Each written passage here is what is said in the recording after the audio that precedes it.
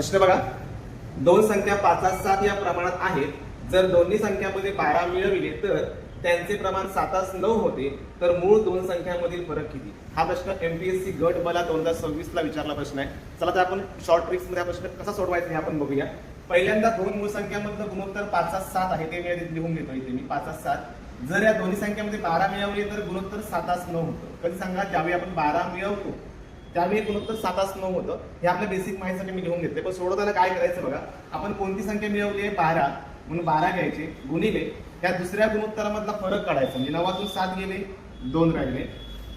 छेदामध्ये तिरकस गुणाकारातला फरक म्हणजे काय सांगा, 9 आणि 5चा गुणाकार 9 5 किती 45 वजा 7 आणि 7चा गुणाकार 7 7 49.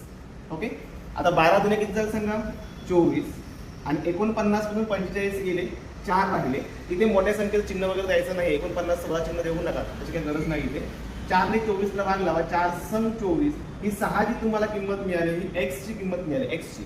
आता तुम्हाला प्रश्न काय विचारलाय बघा, त्या मूळ दोन संख्यांमधला तुम्हाला फरक पाहिजे. जर मूळ दोन संख्यांमधला फरक पाहिजे असेल तर त्या संख्याच काढल्या पाहिजे, याची काही गरज नसते. मग काय करायचं सांगा, हे जे पहिलं मूळचे गुणोत्तर आहे 5, 7 या गुणोत्तरातला फरक काढ डायरेक्ट.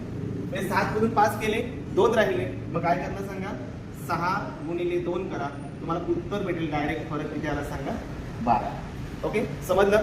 अशाच नवीन नवीन गणितच्या शॉर्ट ट्रिक्ससाठी आमच्या चॅनलला सबस्क्राईब करा आणि लाईक करा.